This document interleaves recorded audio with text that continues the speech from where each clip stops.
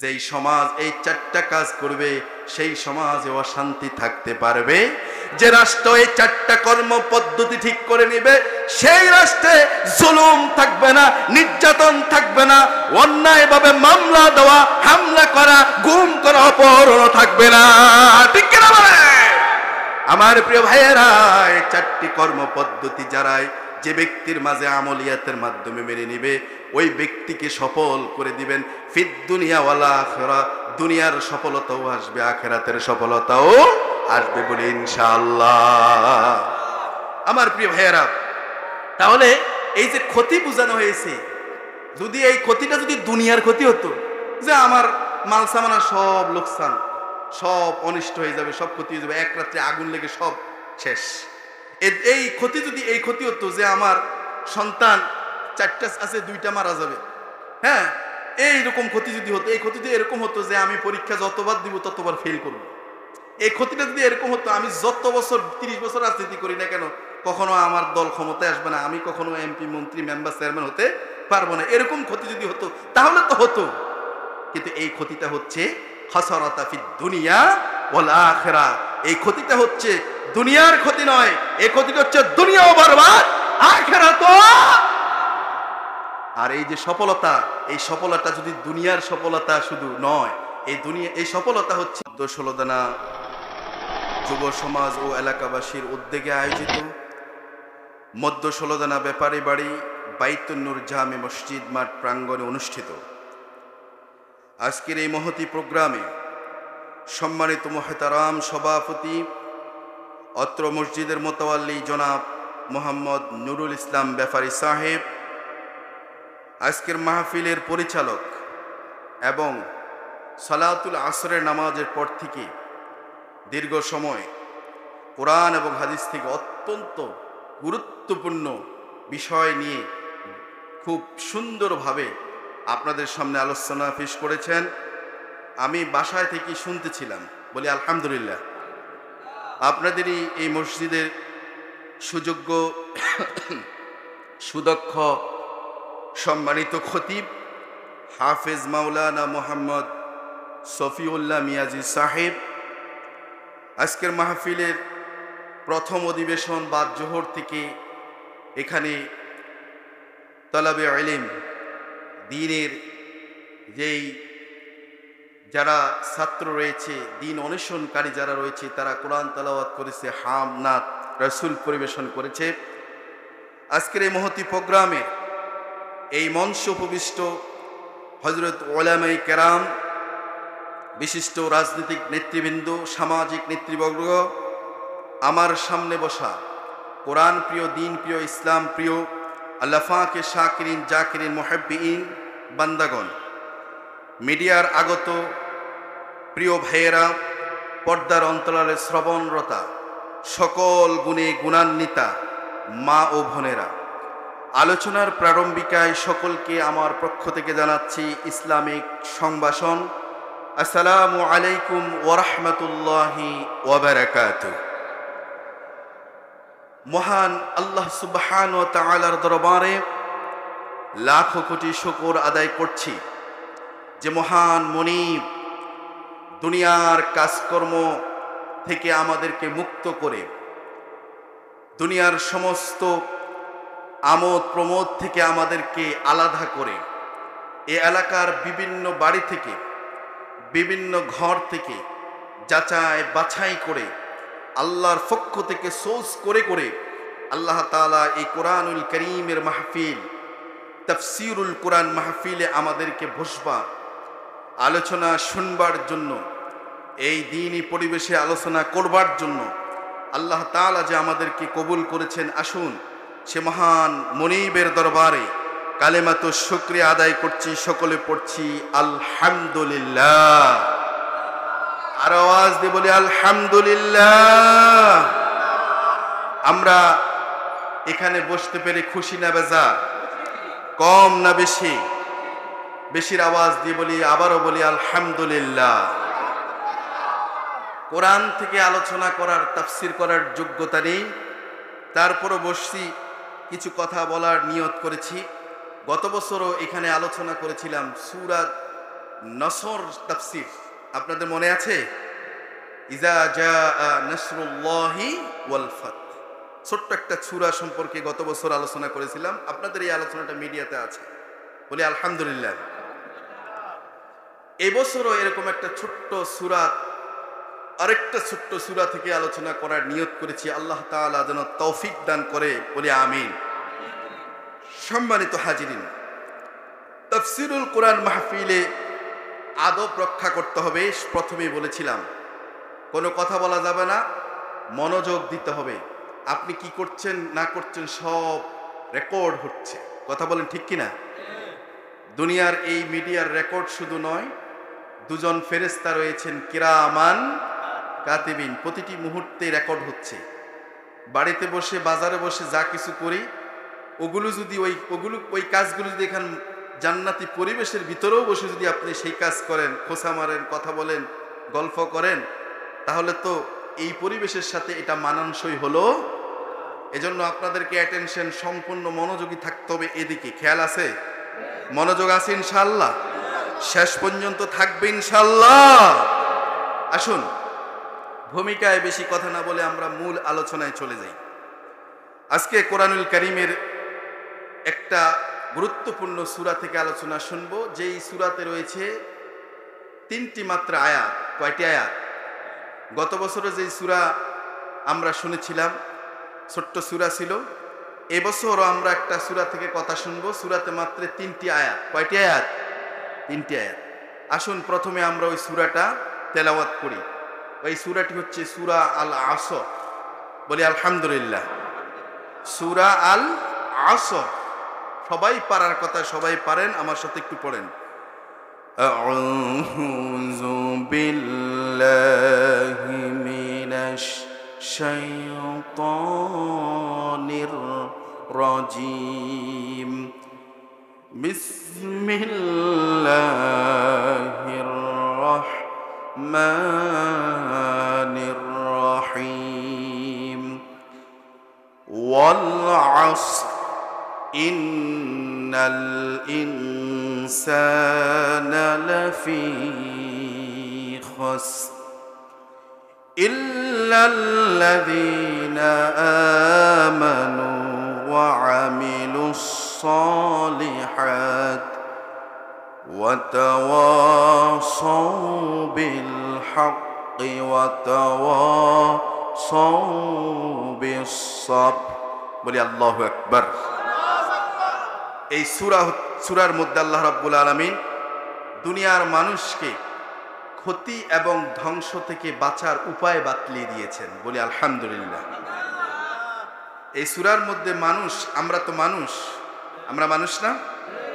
সব মানুষকে আল্লাহ তাআলা ক্ষতি এবং ধ্বংস থেকে বাঁচার উপায় আল্লাহ তাআলা এই সূরাতে উল্লেখ করেছেন, বলি আলহামদুলিল্লাহ। এই সূরাতে আয়াত আছে কয়টি?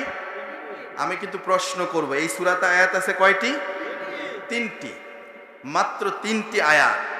এই সূরাটা আছে কোরআনুল কারীমের কত নাম্বার পারায়? 30 পারায়, 30 নাম্বার পারায়, আমপারা। ওই আমপারায় 30 নাম্বার পারায় এই সূরাটা আছে কোরআনুল কারীমে। ওই সূরার নাম হচ্ছে সূরা আল আসর। এই সূরার মধ্যে রয়েছে 3টি আয়াত। এই সূরা অধিক সংখ্যক মুফাসসিরে কেরামদের মতে এটি হচ্ছে মাক্কি সূরা, বলি আলহামদুলিল্লাহ।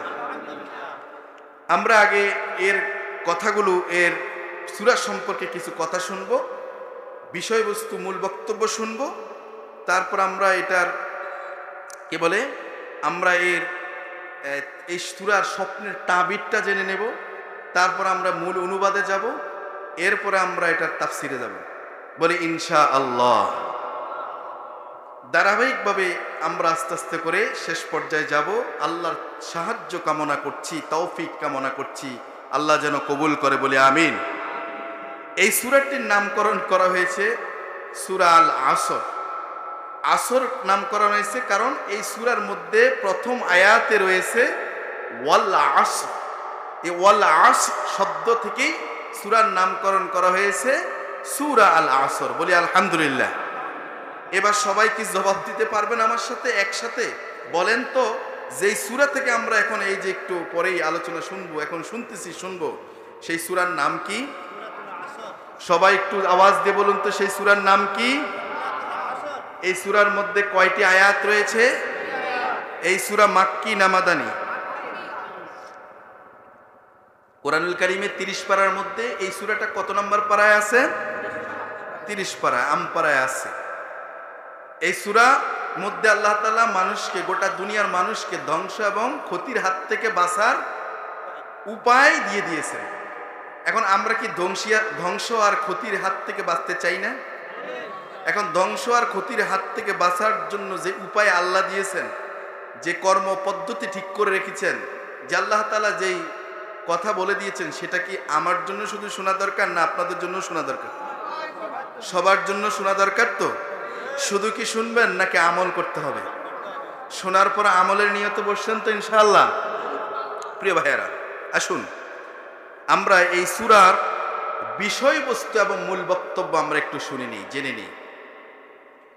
এই সূরাতে আল্লাহ পাক 4টি রক্ষা কবচ দিয়েছেন। গোটা দুনিয়ার মানুষকে 4টি রক্ষা কবচ দিয়ে দিয়েছেন। আলহামদুলিল্লাহ বলবেন না? এই সূরাটিতে মানব জাতির সফলতা, ব্যর্থতা, গঞ্ছনা বঞ্চনা, কল্যাণ অকল্যাণ, অনিষ্ট ক্ষতি আর মুক্তি, মানুষের ব্যর্থতা কিসে, মানুষের সফলতা কিসে, আল্লাহ সুবহানাহু ওয়া তাআলা সেই কথাগুলো আল্লাহ এই ছোট্ট সূরার মধ্যে আল্লাহ তাআলা উল্লেখ করে দিয়েছেন। সুবহানাল্লাহ। হযরত ইমাম শাফিঈ রাহিমাহুল্লাহ, ইমাম শাফিঈ রাহিমাহুল্লাহ এই সূরা সম্পর্কে তিনি একটা উদ্ধৃতি করেছেন, বক্তব্য দিয়েছেন। তিনি বলেছেন, গোটা দুনিয়ার মানুষ যদি ছোট্ট সূরা, কোরআনুল কারীমের ছোট্ট সূরা আল আসরটা যদি মানুষ বুঝে শুনে যদি আমল করে, যদি এটা নিয়ে যদি গবেষণা করে, ইমাম শাফিঈ রাহিমাহুল্লাহ বলেন, তাহলে এই ছোট্ট সূরা 3টি আয়াত সংকলিত একটা সূরা আল আসর, এটা মানুষের হেদায়েতের জন্য যথেষ্ট হয়ে যেত। সুবহানাল্লাহ। এই সূরার বিষয়বস্তু, মূল বক্তব্যে কথাগুলো বলছি। এই সূরার সম্পর্কে বর্ণিত রয়েছে, আল্লাহর রাসূলের 2জন সাহাবী যখন একত্র হতেন, 2জন সাহাবী যখন একত্র হতেন, পরস্পরের কাছ থেকে বিদায় নেওয়ার আগে একজন আরেকজনকে এই ছোট্ট সূরা আল আসরটা তেলাওয়াত করে শোনাইয়া দিতেন। কারণ তারা জানিয়ে দিতেন, এই সূরা আল আসরটা তেলাওয়াত করে এটাই বুঝাই দিতেন, ও আল্লাহর রাসূলের সাহাবী, আপনার ভিতরে কি এই সূরা আল আসরের কথাগুলো আমল আছে নাকি? তিনিও আবার উনাকে শুনাইয়া দিতেন। তার মানে বুঝাইয়া দিতেন, ও আল্লাহর রাসূলের সাহাবী, আল্লাহ তাআলা যে এই সূরার মধ্যে 4টা রক্ষা কবচ দিয়েছেন, আপনি কি সেই 4টা রক্ষা কবচ, 4টি কর্ম পদ্ধতি, আমল আপনার ভিতরে আছে নাকি? পরস্পরকে এই সূরা আল আসরটা তেলাওয়াত করে সালাম বিনিময়ের মাধ্যমে একজন আরেকজনের কাছ থেকে বিদায় নিতে। তার মানে এই সূরার গুরুত্ব কম? কথা বললেন না, এই সূরার গুরুত্ব কম? আল্লাহ রাব্বুল আলামিন এই সূরার মধ্যে মনে হয় যেন একটা ঝিনুকের ভিতরে, ছোট্ট একটা ঝিনুকের ভিতরে গোটা আটলান্টিক মহাসাগর আর প্রশান্ত মহাসাগর, সমুদ্রগুলো, সাগরগুলো, দুনিয়ার সব সমুদ্র সাগরগুলোকে একটা ঝিনুকের মধ্যে, ছোট্ট সূরা আল আসরের মধ্যে গোটা দুনিয়ার মানুষের সফলতা, মানুষের কল্যাণ, মানুষের মুক্তির কথাগুলো এইভাবে করে ঝিনুকের মতো আটলান্টিক মহাসাগর ঢুকাইয়া দিলে যে অবস্থা, এমনি করে আল্লাহ তাআলা সূরা আল আসরের মধ্যে মানুষের মুক্তির কথাগুলো ঢুকাইয়া দিয়েছে। সূরা আসরটা ছোট্ট হতে পারে, কিন্তু এর তাৎপর্য, এর গুরুত্ব অনেক বেশি। বলি সুবহানাল্লাহ। শুনবেন, এটা থেকে আলোচনা শুনবেন ইনশাআল্লাহ। আমার প্রিয় ভাইয়েরা, এবার আসেন এই সূরার স্বপ্নের তাবিরটা একটু জেনে নেই। যদি কেউ এই সূরা আল আসরটা যদি স্বপ্নে দেখে, তার তাবির কি? সূরা আল আসরটা যদি কেউ স্বপ্নের মধ্যে যদি তেলাওয়াত করতে দেখে, তাহলে এর তাবির হচ্ছে যে ব্যক্তি স্বপ্নে দেখবে যে এই সূরাটা তেলাওয়াত করতেছে, পাঠ করতেছে, তাহলে এই ব্যক্তি সে আশা এবং ভয় এই দুয়ের মাঝে দুদুল্যমান অবস্থায় থাকবে। আল্লাহু আকবার। আশা এবং ভয় এই দুয়ের মাঝে দুদুল্যমান অবস্থায় থাকবে। এবার আসুন আমরা এই সূরার সরল অনুবাদটা একটু শুনি। আল্লাহ সুবহানাহু ওয়া তাআলা প্রথমে বললেন ওয়াল আসর, প্রথম আয়াতে বললেন ওয়াল আসর, সময়ের শপথ করে আল্লাহ বললেন, যুগের শপথ করে আল্লাহ সুবহানাহু ওয়া তাআলা বললেন ইন্নাল ইনসানা লাফি খুসর।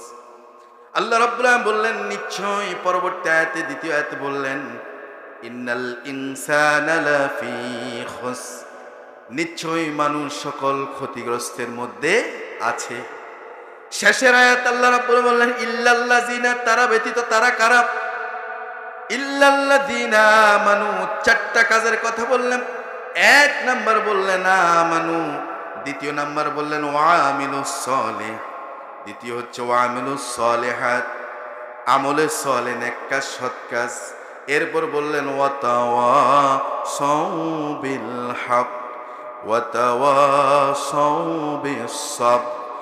তৃতীয় নাম্বার হচ্ছে পরস্পরকে হকের দাওয়াত দেওয়া। চতুর্থ নাম্বার হচ্ছে পরস্পরকে সবর অবলম্বন করা, ধৈর্য ধারণ করা। এই চারটা কথা আল্লাহ রাব্বুল আলামিন এই সূরার মধ্যে বলে দিয়েছে। সুবহানাল্লাহ। এবার আসুন আমরা তাফসিরে যাই। প্রথম আয়াত ওয়াল আসর বলেন, সবাই বলেন প্রথম আয়াত কি? আবার বলেন। এখানে আসর শব্দের প্রথমে ওয়াও এসেছে। কি এসেছে? ওয়াও এসেছে।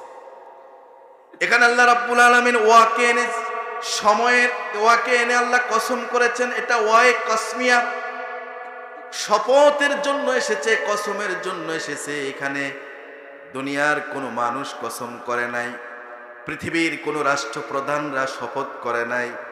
এই জায়গায় যিনি শপথ করেছেন, কসম যিনি করেছেন, বলুন তিনি কে? আর আওয়াজ দিয়ে বলুন তিনি কে? আল্লাহ শপথ করেছেন।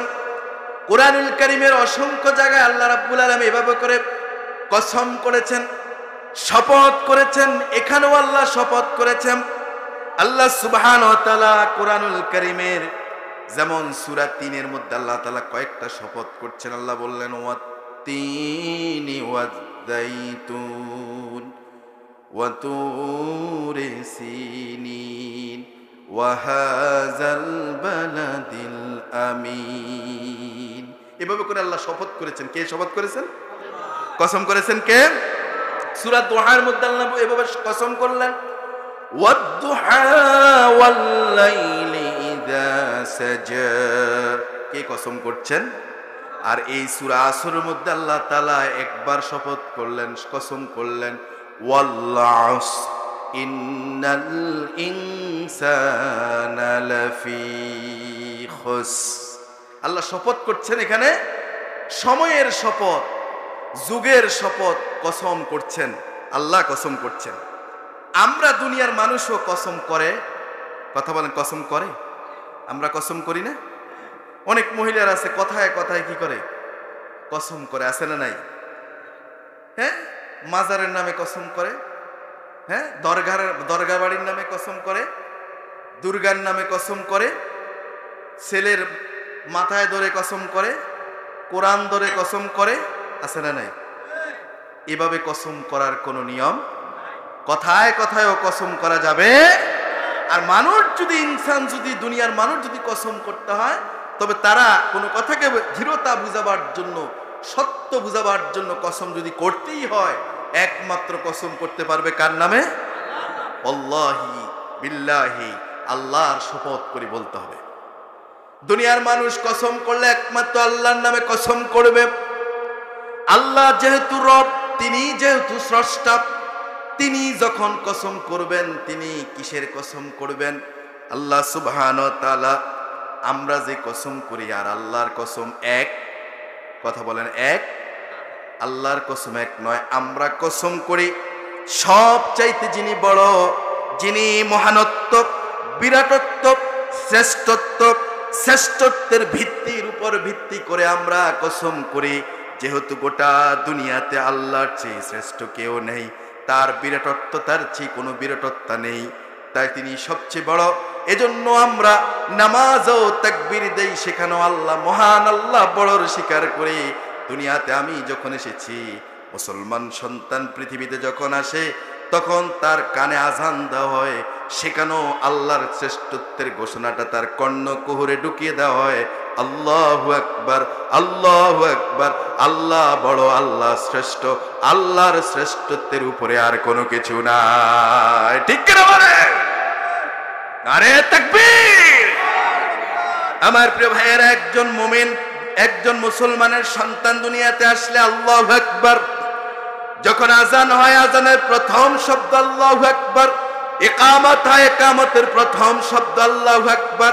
লোকটা জন্মের পরে দুনিয়ার জীবনের শেষ পর্যায়ে এসেছে, মারা যাওয়ার পর যখন লাশ হয়ে গেছে, বিদায়ের শেষ মুহূর্তে যখন জানাজার নামাজ পড়ানো হয়, সেখানেও জানাজার নামাজ শুরুটা করা হয় আল্লাহু আকবার, শেষটা হচ্ছে আল্লাহু আকবার। তার মানে বুঝাইয়া দেওয়া হলো, দুনিয়ার মানুষ, মুমিন মুসলমানদের জীবনের শুরু থেকে শেষ পর্যন্ত একটা স্লোগান দিতে হবে, আল্লাহু আকবার, আল্লাহু আকবার, নারে তাকবীর। আজকে এই স্লোগান দিতে তোমরা যারা আজকে ভয় পাও, তোমরা যারা নারে তাকবীর আল্লাহু আকবার স্লোগান দেওয়া, তোমরা যারা ভয় পাওয়া, তোমরা যারা এমন দল করে এই স্লোগান দিতে পারো না, তুমি মুসলমানের সন্তান হিসেবে সন্দেহ আছে। কথা বলেন ঠিক কিনা? আমার প্রিয় ভাইয়েরা, আল্লাহ রাব্বুল আলামিন যেহেতু শ্রেষ্ঠ, বীরত্ব তার, মহানত্ব তার, শ্রেষ্ঠত্ব, সেজন্য মানুষ কসম করবে একমাত্র আল্লাহর নামে। এজন্য মানুষ, আমরা কসম দুর্গার নামে নয়, ধর্গার নামে নয়, সন্তানের মাথায় হাত রেখে নয়, কোরআনে হাত রেখে নয়, হাদিসে হাত রেখে নয়, মসজিদের নামে নয়, অমুক মাজারের নামে নয়। আমরা যদি একান্ত কসম করতে হয়, তাহলে সেই কসমটা হবে কার নামে? আর আওয়াজ দিয়ে বলুন, কার নামে? আমার প্রিয় ভাইয়েরা, আল্লাহর কসম আর বান্দার কসম এক? কথা বলে, আল্লাহর কসম আর বান্দার কসম এক? এখানে আল্লাহ রাব্বুল আলামিন কসম করেছেন আসর। আসরে অনেকগুলো ব্যাখ্যা আছে। আমার প্রিয় ভাইয়েরা, আসরের কয়েকটা ব্যাখ্যার মধ্যে উল্লেখযোগ্য কথা হচ্ছে, সময়ের শপথ করেছেন আল্লাহ, এখানে যুগের শপথ করেছেন আল্লাহ, এখানে কালের শপথ করেছেন, ইতিহাসের শপথ করেছেন। কে? এত আস্তে বললেন, কে করেছেন? আল্লাহ এখানে যুগের শপথ করলেন কেন?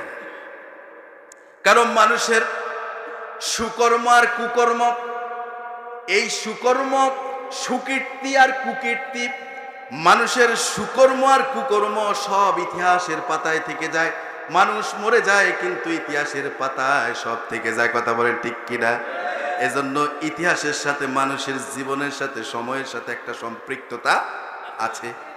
যুগের সাথে, মানুষের সময়ের সাথে, মানুষের জীবনের সাথে একটা সম্পৃক্ততা আছে। কালের সাথে, মানুষের জীবনের সাথে একটা সম্পৃক্ততা আছে। আজ থেকে বহু বছর পূর্বে, 200 বছর পূর্বে, 150 বছর পূর্বে, আজ থেকে 300 বছর পূর্বে রাজা বাদশারা রাজত্ব করেছে, তারা শাসন করেছে। এমনও রাজা বাদশারা ছিল, আজকে ইতিহাসের পাতায় আছে, কিতাবে আছে, যারা জনগণের উপর অত্যাচার করেছে, নির্যাতন করেছে, নির্যাতনের স্টেম রোলার চালিয়েছে, কুকীর্তি করেছে, জুলুম করেছে। ওই জুলুমের ইতিহাস, ওই কুকীর্তির ইতিহাস সব আজ ইতিহাসের পাতায় আছে না নাই? আজ থেকে 200 বছর পূর্বে তারা রাজত্ব করে গেছে, আজ তারা ক্ষমতায় নাই, তাদের বংশ পরক্রমায় কেউ আজ ক্ষমতায় নাই, কিন্তু তাদের ওই কুকর্ম, তাদের ওই খারাপ জনগণের উপরে যে নির্যাতন, এটার সব কথাগুলো ইতিহাসের পাতায় আছে না নাই? আবার পৃথিবীতে বহু রাজা বাদশা ছিল, যারা সুকর্ম করেছে, জনগণের প্রতি ইনসাফ করেছে, তাদের সেই কথাগুলো কি আছে। এমনও বাদশা ছিল, রাজা ছিল, রাত্রে ঘুম হতো না, চিন্তা পেরেশান, আমার রাজ্যের মধ্যে কোন প্রজা, কোন নাগরিক, কোন জনগণটা না জানি না খেয়ে আছে, না জানি আমি তার প্রতি কোনো জুলুম করেছি কিনা, আমার কথার দ্বারা, কাজের দ্বারা, আমার রাষ্ট্রের সিদ্ধান্তের দ্বারা কোনো ক্ষতি হয়েছে কিনা, এই চিন্তা পেরেশানে থাকতেন, আল্লাহর কাছে মাপ চাইতেন, তওবা করতেন। এখন তারা যে এই ভালো ভালো কাজ করেছেন, জনগণকে নিয়ে ভেবেছেন, এই কথাগুলোও কিন্তু ইতিহাসের পাতায় আছে। আজও যারা পৃথিবীতে সুকর্ম করবে তারা থাকবে না 100 বছর পরে, 50 বছর পড়বে, ইতিহাসের পাতায় সব থেকে যাবে। কালের আবর্তনে সব হারিয়ে গেল, ইতিহাসের পাতায় থেকে যায়। এজন্য আল্লাহ রাব্বুল আলামিন এখানে ওয়াল আসর শপথ করেছেন, সময়ের শপথ করেছেন, যুগের শপথ করেছেন। আমার প্রিয় ভাইয়েরা, কাল 3 প্রকার, অতীত, বর্তমান, ভবিষ্যৎ। কয় কাল? সবাই বলেন কয় কাল? অতীতকাল, যেটা আমরা ফেলে এসেছি, মানুষের জীবন থেকে যেটা চলে গেছে, সেটা কি অতীত হয়ে গেছে। এখন যে আমরা কথা বলতেছি এটা কি? বর্তমান। এই যে কথা রান্নি হচ্ছে বর্তমান। আর আমি যে স্বপ্ন দেখি, ব্যক্তি যে আকাঙ্ক্ষা করে, তামান্না করে, যেটা আশা করে, ওটা হচ্ছে কি? ভবিষ্যৎ। ওটা হচ্ছে কি? ভবিষ্যৎ। এ দেখেন, যেটা আমি আশা করেছি, গত 3 দিন আগেও এই হুজুররা, আপনারা সবাই কত পরিশ্রম করছেন এই মাহফিলটাকে আয়োজন করার জন্য, তাই না? সবার আশা ছিল, আকাঙ্ক্ষা ছিল যে এরকম তাফসিরুল কোরআন মাহফিলে অনুষ্ঠিত হবে, আপনারা বসবেন, হুজুররা আসবে, আলোচনা শুনবেন। যেটা গতকালকেও ভবিষ্যৎ ছিল, সেটা আজকে বর্তমান হয়ে গেছে। কি হয়ে গেছে? এই যে মাওলানা ফখরুদ্দিন সাহেব আলোচনা শেষ করে ফেললে, মুনাজাত হয়ে গেলে, এটা অতীত হয়ে যাবে। 2024 সালের এই মাহফিলটা এখন কি হয়ে যাবে? অতীত হয়ে যাবে। আমার প্রিয় ভাইয়েরা, মানুষের জীবনের ভবিষ্যৎ যেটা, সেটা অতি দ্রুতই বর্তমানে আসে। আর বর্তমান আসলে কোনো কাল নয়, সাইকেলের চাকার মতে ঘূর্ণয়মান প্রতিটি মুহূর্তে। ভবিষ্যৎটা সাইকেলের চাকা যেরকম ঘুরে ঘুরে ঘুরে ঘুরে প্রতিনিয়ত ঘুরছে, এরকম করে ভবিষ্যৎটা ঘুরে এসে বর্তমানে পড়েই ঘুরে এটা অতীতের গর্ভে বিলীন হয়ে যায়। আসলে বর্তমান আর ভবিষ্যৎ কোনো কালে নয়, সব অতীত হয়ে যাচ্ছে। কথা বলেন ঠিক কিনা? তাহলে এখানে আল্লাহ তাআলা আসর শব্দ, সময়ের শপথ করছেন, কারণ মানুষের জীবনের সাথে সময়ের সম্পৃক্ততা, সবাই বললেন না, সময়ের সম্পৃক্ততা আছে। আমার প্রিয় ভাইয়েরা, আজ দেখেন এই সূরাটা আজকে সমাজের বাস্তবতার সাথে কেমন করে মিলে যায়। আলহামদুলিল্লাহ বলেন। সময়ের সাথে কেমন করে মিলে যায়, বলি আলহামদুলিল্লাহ। এই সূরার মধ্য দিয়ে আমরা আজকে গোটা দুনিয়ার মানুষ পথহারা, মানুষ আজকে সত্যিকারের পথের দিশা পাচ্ছে না। আজকে হ্যামিলনের বাঁশিওয়ালার মতো বাঁশি বাজাচ্ছে গোটা দুনিয়ার, গোটা সমাজের মানুষগুলো সেই বাঁশিওয়ালার পিছনে ছুটছে, আর সমুদ্র ঝাঁপ দিয়ে ধ্বংসস্তূপে পড়ে গোটা জীবনকে, সমাজকে তারা তছনছ করে দিচ্ছে। কথা বলে ঠিক কিনা? সেই হ্যামিলনের বাঁশিওয়ালা থেকে সেই বাঁশি বাজার, সেই হ্যামিলনের পিছনে যারা ছুটছি, তাদেরকে মনে হয় যেন আল্লাহ তাআলা সতর্ক করে দিচ্ছেন এই সূরা আল আসরের মধ্যে। আলহামদুলিল্লাহ বলেন। আমার প্রিয় ভাইয়েরা, এই সূরা আল আসরের মধ্যে আল্লাহ তাআলা সময়ের শপথ করলেন, যুগের শপথ করলেন। আমরা কিন্তু প্রথমে আয়াতে আছি, এখন ওয়াল আসর প্রথম আয়াতে আছি। মনে রাখবেন কিন্তু 3টা আয়াত আমরা এক এক করে শুনবো, সংক্ষেপে হলো। ওয়াল আসর, আল্লাহ রাব্বুল আলামিন সময়ের শপথ করলেন, কারণ সময়ের সাথে যুগের সাথে মানুষের জীবনের সাথে একটা সম্পৃক্ততা আছে। সবাই বলে আলহামদুলিল্লাহ। আমার প্রিয় ভাইয়েরা, সময় মানুষের জীবনের অবিচ্ছেদ্য অংশ। এটাকে যে গুরুত্ব দিয়েছে, কাজে লাগিয়েছে, সে সফল হয়েছে। আলহামদুলিল্লাহ বলেন। যে এটাকে হেলায় খেলায় নষ্ট করে দিয়েছে, সেই আসলে নিজে ক্ষতিগ্রস্ত হয়েছে। সময় অনেক গুরুত্বপূর্ণ। আসুন আমরা একটু এদিকে একটু নজর দিই যে আল্লাহ কেন সময় যুগের সাথে আল্লাহ এখানে বুঝিলেন। কারণ সময় তো এমন একটা জিনিস, প্রতিনিয়ত এটা চলে যাচ্ছে। কথা বলেন ঠিক কিনা? সময় এবং নদীর স্রোত কারোর জন্য অপেক্ষা করে না। আমরা মনে করি মানুষের হায়াত বাড়ছে, আপনি মনে করেন আপনার হায়াত বাড়ছে, আসলে হায়াত বাড়ে না। নির্ধারিত সময় যে আল্লাহ তাআলা দিয়েছেন ওই সময় থেকে হায়াত কমে যাচ্ছে। কথা বলেন ঠিক কিনা? আমি মনে করি যে আমি ব্যবসা করি, আমার ব্যবসাই হচ্ছে আসল মূলধন। কেউ মনে করে, পরীক্ষার্থী মনে করে, শিক্ষার্থী মনে করে আমার ভালো রেজাল্ট করাইটাই আমার জীবনের মূল লক্ষ্য। আমার প্রিয় ভাইয়েরা, এক একজন এক একটাকে মূল লক্ষ্য বানিয়েছি। রাজনীতিবিদ মনে করে রাজনীতিতে সফল হওয়াটাই আমার আসল মূল লক্ষ্য এবং আসল আপনার মূলধন। কিন্তু আসলে আমাদের কাছে, প্রত্যেকের কাছে আসল মূলধন হচ্ছে সময়। আসল মূলধন কি? সবাই বলেন তো, আসল মূলধন কি? এ ব্যাপারে ইমাম রাজি রাহিমাহুল্লাহ তিনি কিতাবে উল্লেখ করেন।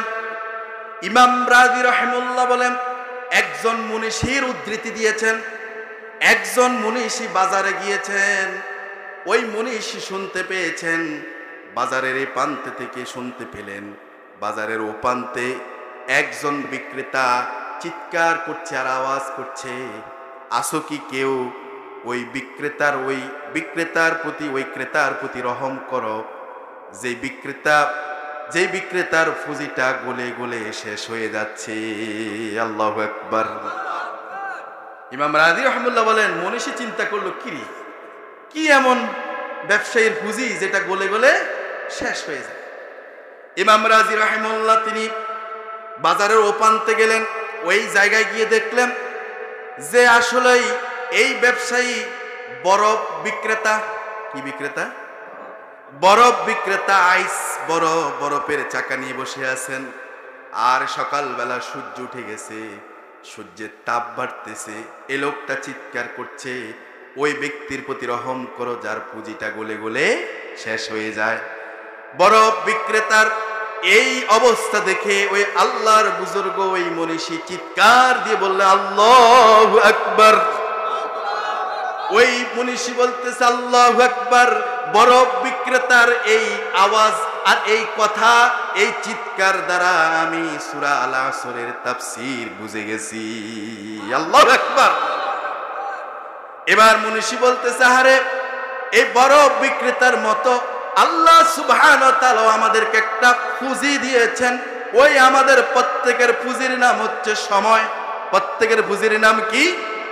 বরফ বিক্রেতার পুঁজি বরফ যেরকম ফোটায় ফোটায় গলে গলে শেষ হয়ে যাচ্ছে, আহারে আমাদেরকে আল্লাহ তাআলা যে পুঁজি দিয়েছেন বরফের মতোই আমাদের পুঁজিটা সময়। আমাদের জীবন থেকে এরকম করে সময় পুঁজিটাও গলে গলে ফোটায় ফোটায় শেষ হয়ে যাচ্ছে। আল্লাহু আকবার। আমার প্রিয় ভাইয়েরা, সময়টা কত দামি!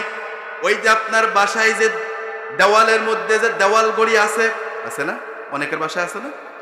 ওই দেওয়াল ঘড়িতে মিনিটের কাঁটা আছে, ঘন্টার কাঁটা আছে। খেয়াল করে দেখেন, ওই মিনিটের কাঁটাটা ঘুরতেছে ঘুরতেছে, একটা দুইটা করে করে 60 মিনিট যখন হয়ে যায়, ঘন্টার কাঁটাটা একটা ঘন্টা থেকে আরেকটা ঘন্টা পৌঁছে যায়।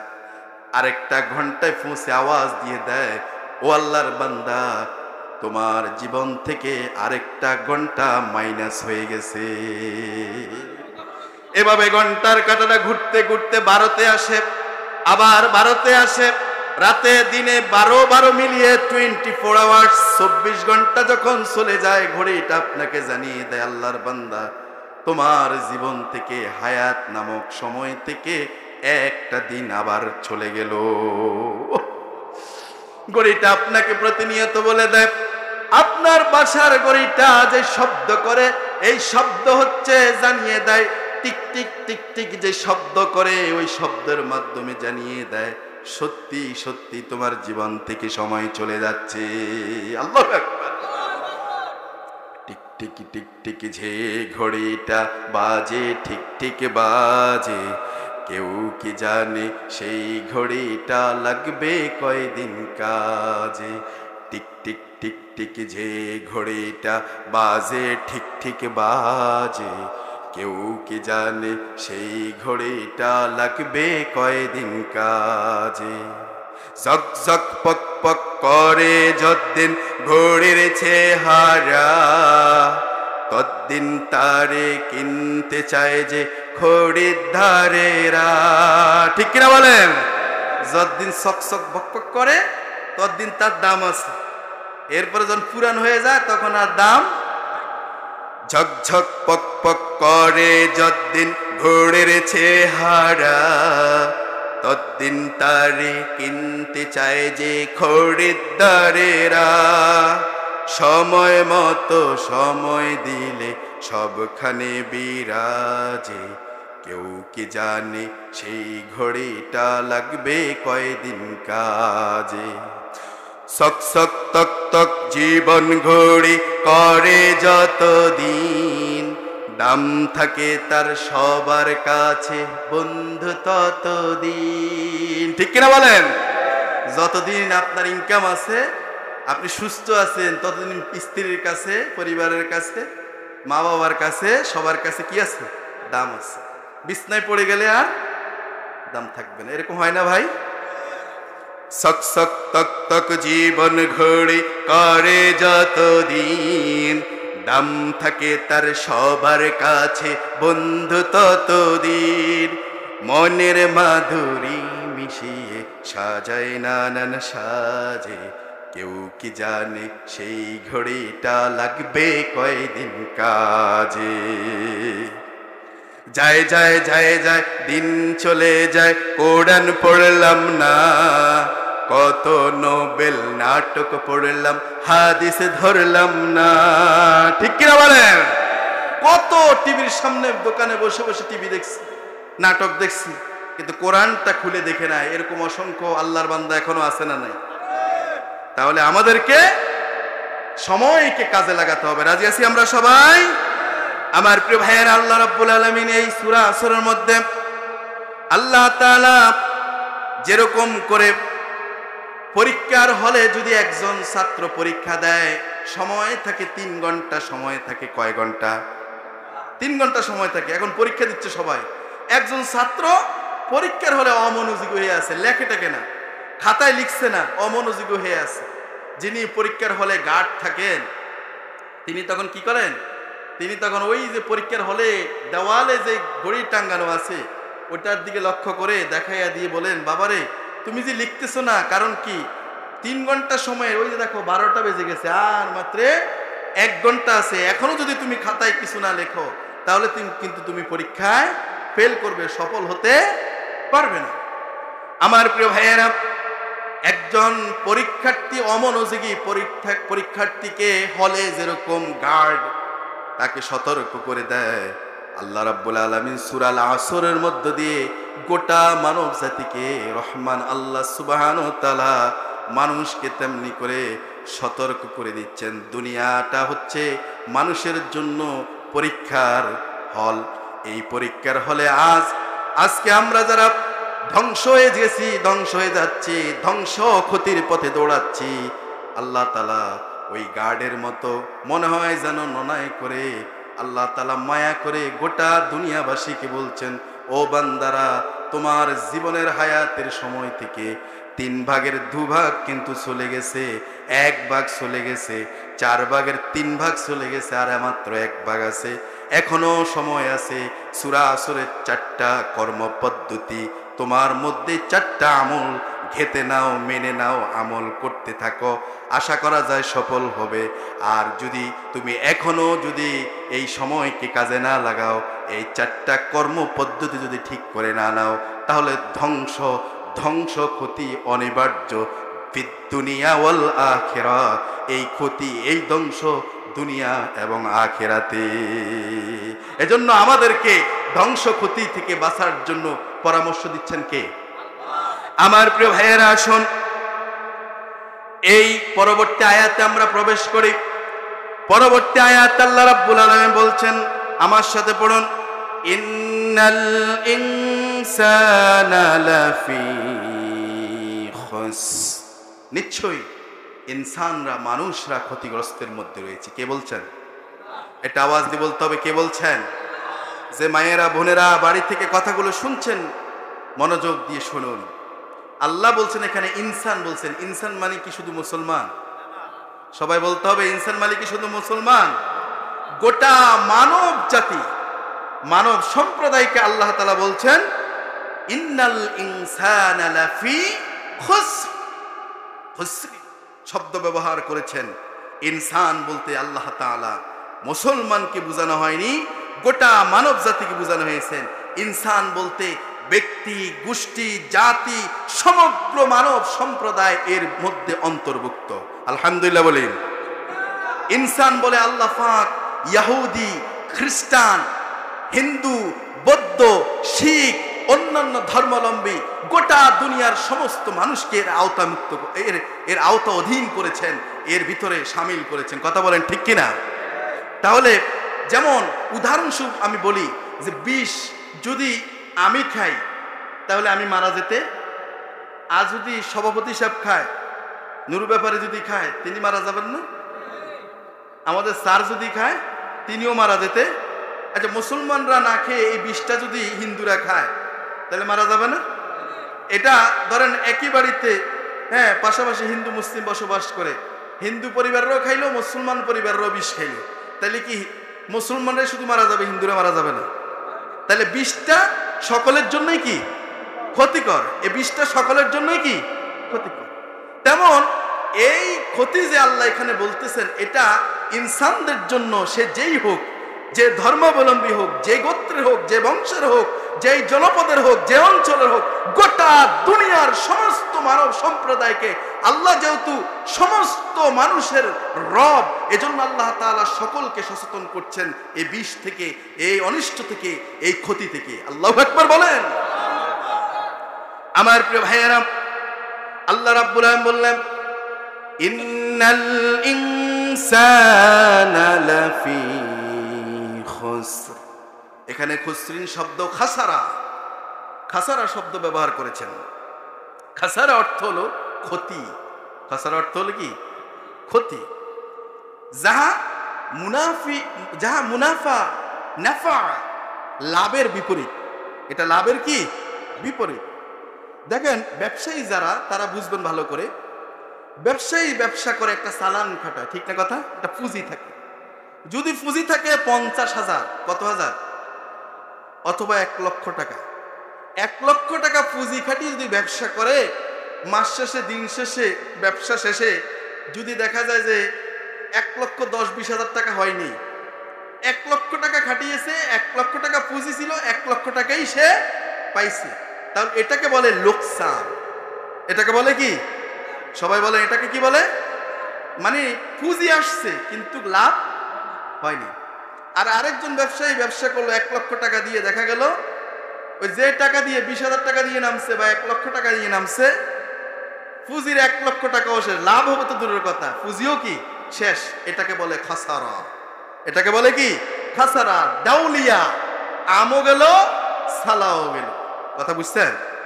আল্লাহ তাআলা এখানে খাসারা, খুসরিন শব্দ এখানে এনেছে, মানে দাউলিয়া, এমন দাউলিয়া ফিদ দুনিয়া ওয়াল আখিরা, খাসারাতু ফিদ দুনিয়া ওয়াল আখিরা, দুনিয়ারও ক্ষতি, আখিরাতের ক্ষতি। দুনিয়াও হারালো, আখিরাতও হারালো, আমও গেল, সালাও গেল। আল্লাহু আকবার।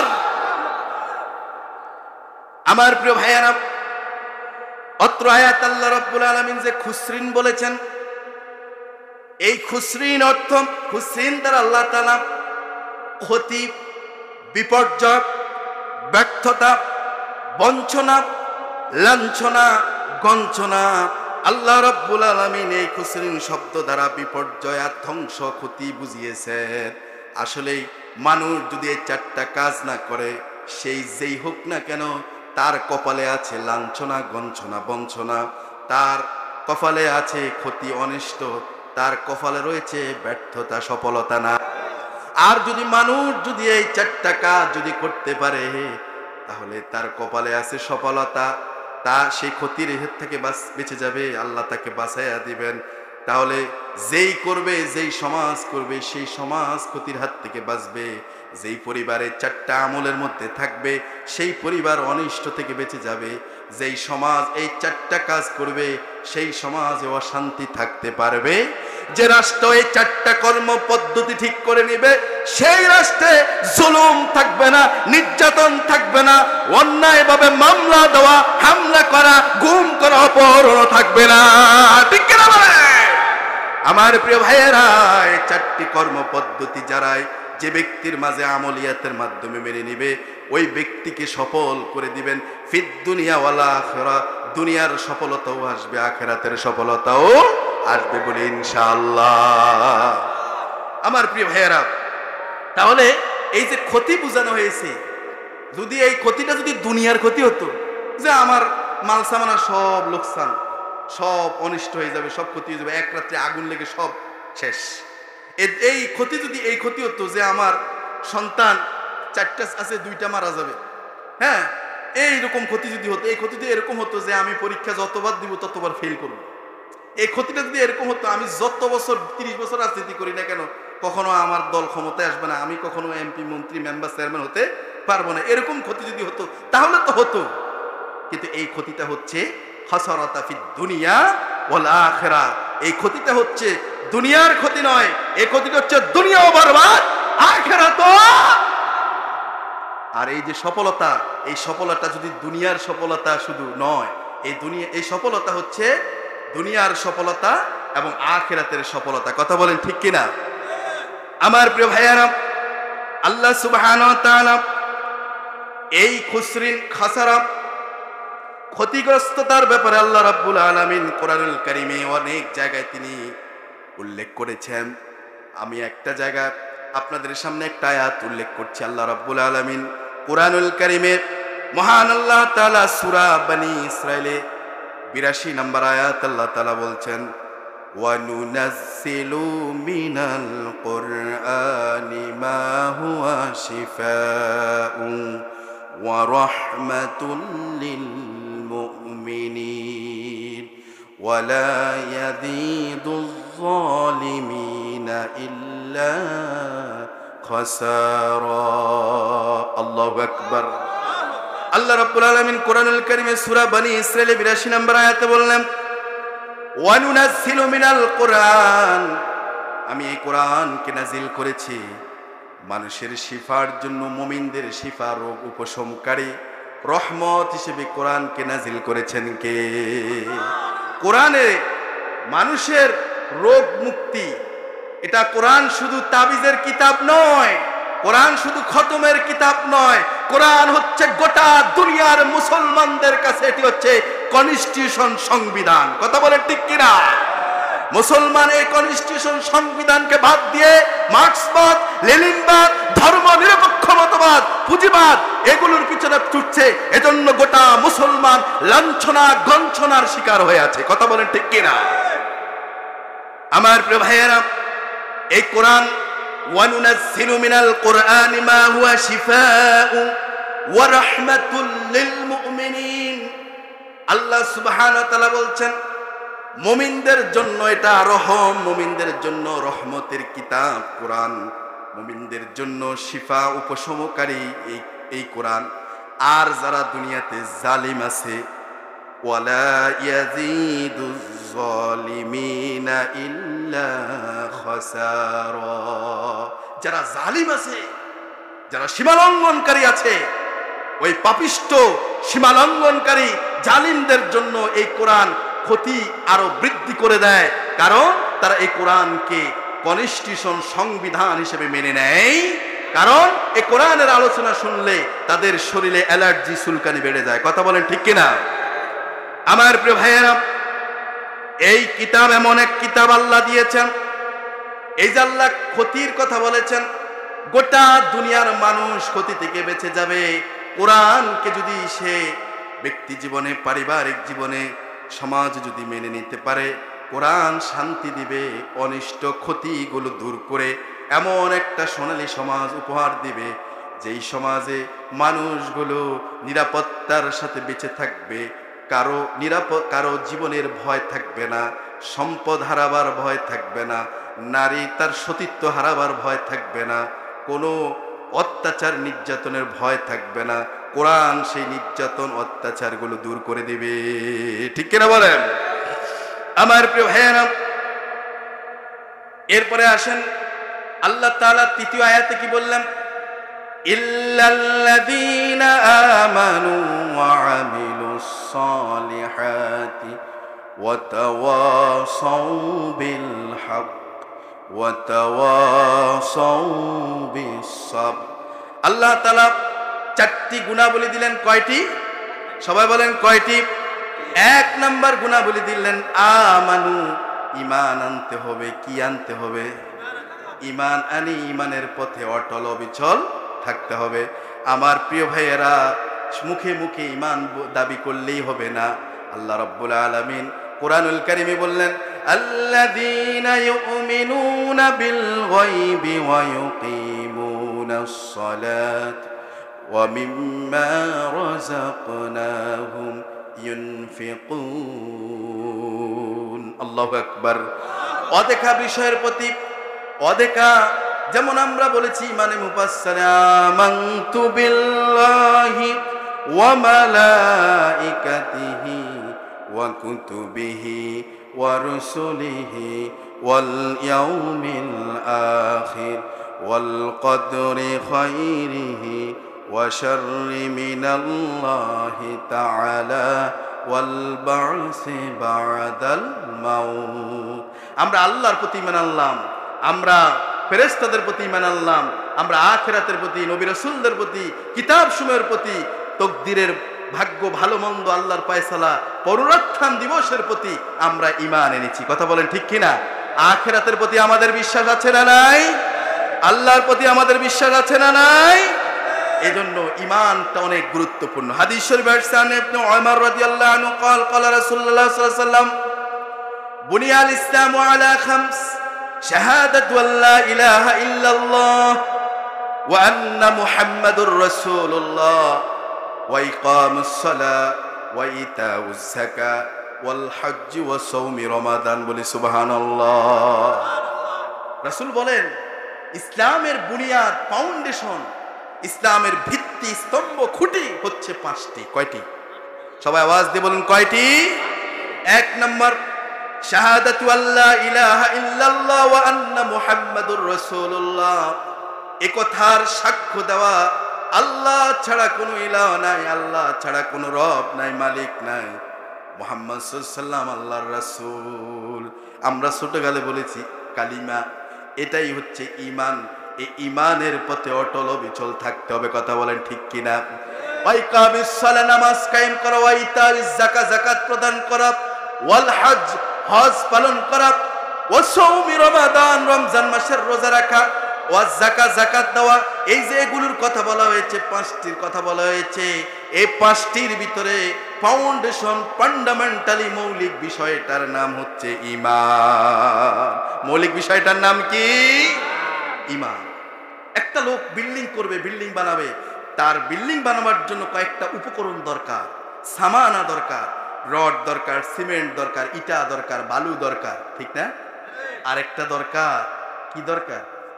কি দরকার? ল্যান্ড দরকার, জায়গা দরকার, ভূমি দরকার, ঠিক না? একটা লোকের কাছে ইট আছে, বালু আছে, সিমেন্ট আছে, রড আছে, এগুলো সব থাকার পরও সে বিল্ডিং বানাবে, স্বপ্ন সব যোগান দিয়েছে, কিন্তু আসলে বিল্ডিংটা যে বানাবে, করবে, সেই জায়গাটা তার। এখন বিল্ডিং হবে নাকি 10 তলা বিল্ডিং হয়েই যাবে? হবে? 10 তলা তো দূরের কথা, একতলাও। একটা লোকের নামাজ পড়ে আমার সমাজে, রমজান মাসে রোজা রাখে, এরকম বহুশ আমার সমাজে মুসল্লি আছে, মসজিদে নামাজ পড়ে, রুকু করে, সিজদা করে, হাতের মধ্যে সব সময় তাসবিহ ছড়া, তাসবিহ জপে, আবার মানুষের দান সদকা করে, যাকাতের কাপড় দেয়, লুঙ্গি দেয়, আছে না নাই? আবার হজের সময় হলে হজ করে, মাঝে মাঝে উমরাও তো চলে যায়। কিন্তু এই লোকটা এত এত কাজ, সবগুলো, সব সামানা, সব উপকরণেই থাকলো, ফাউন্ডেশনের মূল ভিত্তি ঈমান নামক বিষয়টা নাই। কারণ আল্লাহর আইন সমাজে কায়েম হোক, এই লোকটা এই কথার মধ্যে এখন আর নাই।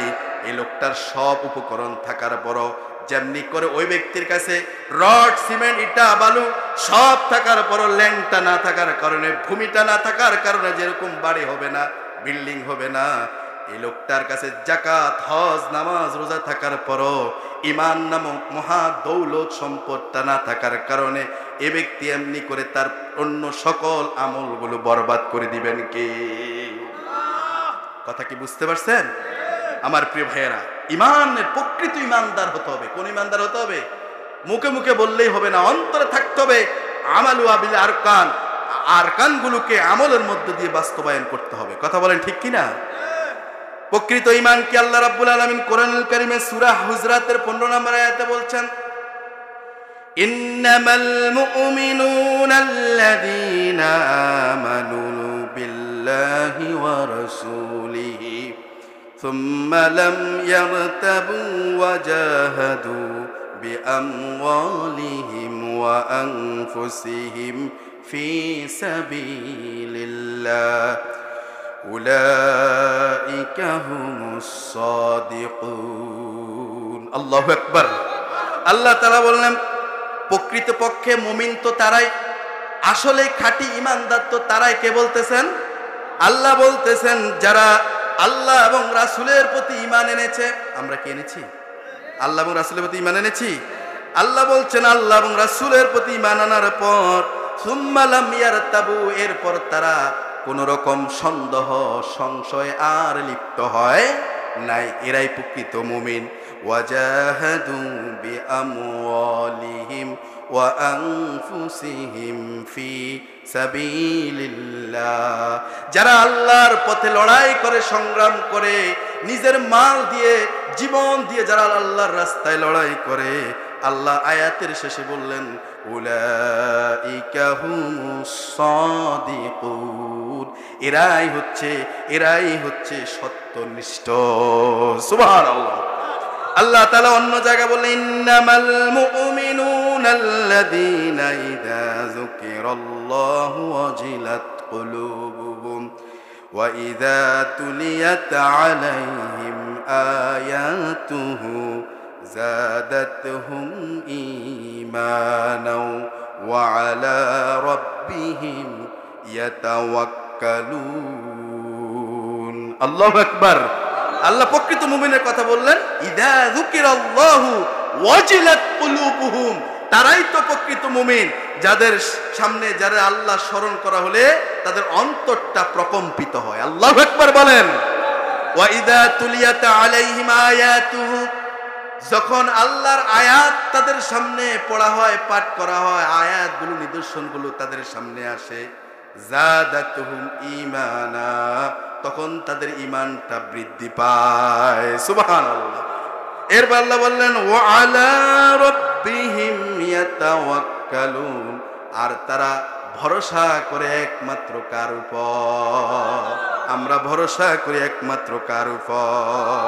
ঈমানের পথে অটল অবিচল থাকতে হবে। আল্লাহ কোরআনে অন্য জায়গায় বললেন, ইন্নাল্লাযীনা ক্বালু রাব্বুনাল্লাহু সুম্মা ইসতাকামু, যারা বলে ঈমান আনার পর তারা বলে যে আল্লাহ আমাদের কি রব, আল্লাহ আমাদের কি রব, এই কথা বলার পর সুম্মা ইসতাকামু, এই কথার উপরে অটল অবিচল থাকে, এ পথ থেকে কেউ তাকে সরাতে পারে? কোন রকম ঝড় তুফান তাকে সরাতে পারে না। ঈমানের পথে অটল অবিচল থাকতে আমরা কি রাজি আছি? ইনশাআল্লাহ। ঈমানের পথে থাকতে গেলে অনেক ঝড় বিপদ আসবে। সাহাবায়ে কেরামরা জীবন দিয়েছেন, রক্ত দিয়েছেন, ঘর বাড়ি হারিয়েছেন, সম্পত্তি হারিয়েছেন, পরনের জামা কাপড় পর্যন্ত হারিয়েছেন, উলঙ্গ হয়ে গিয়েছেন, তারপরে ঈমানের পথ থেকে বিচ্ছুতি ঘটে। আল্লাহু আকবার। এরকম একজন সাহাবীর কথা বলছি। ওই সাহাবীর নাম ছিল হযরতে আব্দুল্লাহ। তিনি ইসলাম ধর্ম গ্রহণ করেছেন যুবক বয়সে। কোন বয়সে? ইসলাম ধর্ম গ্রহণ করার আগে সে ছিল মুশরিক। তার নাম ছিল আব্দে শামস বা আব্দুল উজ্জা। এই সাহাবী দুনিয়াতে আসার পরেই তার বাবাকে হারিয়েছেন। বাবা চলে গেছে, ছোটকালে বাবাকে হারিয়েছেন। এরপর চাচাদের তত্ত্বাবধানে লালিত পালিত হয়েছিলেন, বড় হয়েছিলেন। এরপর দেখা গেল এই ছেলেটি যখন যুবক বয়সে এসেছে, ইসলাম ধর্ম গ্রহণ করেছে, কালেমা পড়ে নিয়েছে, লা ইলাহা ইল্লাল্লাহু মুহাম্মাদুর রাসূলুল্লাহ। এখন সে এই কালেমা পড়ার কারণে, ইসলাম ধর্মে ঈমান আনার কারণে তার চাচার কানে খবর দেওয়ার পর, চাচা তো ছিল মুশরিক, চাচা বলতেছে, একদিন ডাক দিয়েছে ভাতিজাকে, বলতেছে, ভাতিজা ওখানে সেখানে ওর কাছে তার কাছে শুনলাম তুমি নাকি আব্দুল্লাহ আসহাবে সুফার সদস্য হয়ে গেলেন। মসজিদে নববীতে থাকতেছেন, মসজিদে নববীতে থাকতেছেন, যা পায় খান, না পাইলে খান না। এ অবস্থায় কিছু সাহাবী সেখানে থাকেন। আব্দুল্লাহ ঈমান আনার পর, ইসলামে আসার পর কোরআন তেলাওয়াত করতেছেন, জোরে জোরে কোরআন তেলাওয়াত করেন। তার কোরআন তেলাওয়াতের কারণে সাহাবীরা ঘুম যেতে পারছেন না, ঠিক মতো নামাজ পড়তে পারছেন না। একদিন রাসূলকে বললেন সাহাবীরা, ইয়া রাসূলুল্লাহ, আব্দুল্লাহ এত জোরে জোরে কোরআন তেলাওয়াত করে, তার কোরআন তেলাওয়াতের কারণে আমাদের ঘুমে বিঘ্ন হয়, নামাজে বিঘ্ন ঘটে। আল্লাহ রাসূল বলল, সাহাবীরা, আমার আব্দুল্লাহ ইসলাম ধর্ম গ্রহণ করেছে এত করুণ ভাবে, এমনকি জায়গা সম্পত্তি সব হারিয়েছে, এমনকি তার পরনের কাপড় পর্যন্ত, লুঙ্গিটাও পর্যন্ত আনতে পারে নাই। ও সাহাবীরা, আমার আব্দুল্লাহকে বাধা দিও না। আমার আব্দুল্লাহ ঈমানের তেজস্ক্রিয়াতে এরকম ভাবে জোরে জোরে কোরআন তেলাওয়াত করে। আল্লাহু আকবার। কিছুদিন পরে রাসূল আব্দুল্লাহকে ডাকলেন, আব্দুল্লাহ এদিকে আসো। আসলেন। রাসূল বললেন, আব্দুল্লাহ, আমি আজকে তোমাকে বলতে চাচ্ছি, এমন কথা বলতে চাচ্ছি যেটা আমি সচরাচর কোনো সাহাবীকে বলি না, আমার কোনো সাহাবীকে এমন করে বলি না, আজকে আমি তোমাকে বলছি। ও আব্দুল্লাহ, বলো তো দেখি, তোমার জীবনে এমন কোনো গোল আছে নাকি, লক্ষ্য আছে নাকি, জীবনে এমন কোনো তামান্না আছে নাকি, এমন কোনো আশা আকাঙ্ক্ষা আছে নাকি যেটা তুমি আল্লাহর কাছ থেকে চাও, পেতে চাও? ওটা আমাকে বলো, আমি তোমার জন্য আল্লাহর কাছ থেকে চেয়ে নিব। সুবহানাল্লাহ। আব্দুল্লাহ বললেন, ইয়া রাসূলুল্লাহ, আমার জীবনের স্বপ্ন, জীবনের লক্ষ্য আল্লাহর রাসূল, আপনি আল্লাহর কাছে বলেন, একটাই চাওয়া। আব্দুল্লাহ তার পরিবারের কথা বললেন না, যেই সম্পত্তি হারিয়েছেন সেই সম্পত্তির কথা বললেন না, যেই ব্যবসা বাণিজ্য হারিয়েছেন সেটার কথা বললেন না, এগুলোর কিচ্ছুর কথা বললেন না, নিজের কথা বললেন না। আব্দুল্লাহ বললেনটা কি? বললেন, ইয়া রাসূলুল্লাহ, আপনি আল্লাহর কাছে বলেন, আমার জীবনের তামান্না আকাঙ্ক্ষা, আল্লাহ যেন আমার শাহাদাতের মৃত্যু নসিব করে, আল্লাহ যেন আমার শহীদ মৃত্যু দান করে। রাসূল দুহাত তুলে ধরলেন আর বললেন, আল্লাহ, এই আব্দুল্লাহর দেহটা রক্ত গোশত, আব্দুল্লাহর দেহ, আপনি কাফের মুশরিক বেঈমানদের জন্য আব্দুল্লাহর দেহ রক্ত গোশত দেহটাকে হারাম বানান, কাফেরদের অস্ত্র থেকে তার শরীরকে রক্ষা করেন। আব্দুল্লাহ ফুপিয়ে ফুপিয়ে কাঁদছেন, আব্দুল্লাহ চিৎকার করে কাঁদছেন, ইয়া রাসূলুল্লাহ, আমি চাইলাম কি আর আপনি দোয়া করলেন কি? আমি চাইলাম শহীদ হওয়ার জন্য, কাফের মুশরিকরা বেঈমানরা যদি আমাকে হত্যাই না করে তাহলে আমি শহীদ হব কি করে? আল্লাহ রাসূল বলল, আব্দুল্লাহ, এরপরও যদি তুমি বিছানায় মারা যাও, যে অবস্থায় মারা যাও, আল্লাহ রাব্বুল আলামিন তোমাকে শাহাদাতের মর্যাদা দিয়ে দিবে। আমার প্রিয় ভাইয়েরা, কিছুদিন পরে তাবুকের যুদ্ধের দামামা বেজে উঠল। তাবুক অভিযানে মুসলমানরা নেমে পড়লেন, কিন্তু যুদ্ধ আর হলো না। যুদ্ধ না হয়ে মুসলমানরা যখন সেখান থেকে ব্যাক করতেছিলেন, সেই যুদ্ধের সেই দলের মধ্যে ছিলেন আব্দুল্লাহ। এরপর যখন চলে আসতেছিলেন, হঠাৎ করে রাসূলের কাছে সংবাদ আসলো, ইয়া রাসূলুল্লাহ, আপনার সাহাবী আব্দুল্লাহ দুনিয়াতে নাই। রাসূল বললেন, কোন আব্দুল্লাহ? সাহাবীরা বললেন, ওই আব্দুল্লাহ, যে আব্দুল্লাহ ঈমান গ্রহণ করার পরে ঈমানের পথে অটল অবিচল থাকতে গিয়ে, সুম্মাস্তাকামু, এর উপরে অটল অবিচল থাকতে গিয়ে পরনের লুঙ্গিটাও আনতে পারে নাই। ইয়া রাসূলুল্লাহ, সেই আব্দুল্লাহ দুনিয়া থেকে বিদায় নিয়েছে। আল্লাহ রাসূল বললেন, সাহাবীরা রে, আমার প্রিয় সাহাবী আব্দুল্লাহর জানাজার দাফন কাফনের আয়োজন করো। আজকে আব্দুল্লাহর জানাজার নামাজ তোমাদের কাউকে দায়িত্ব দিব না। আব্দুল্লাহর জানাজার নামাজের দায়িত্ব আমি আল্লাহর নবী, বিশ্ব নবী, আমি নিজের কাঁধে বহন করলাম। আল্লাহু আকবার।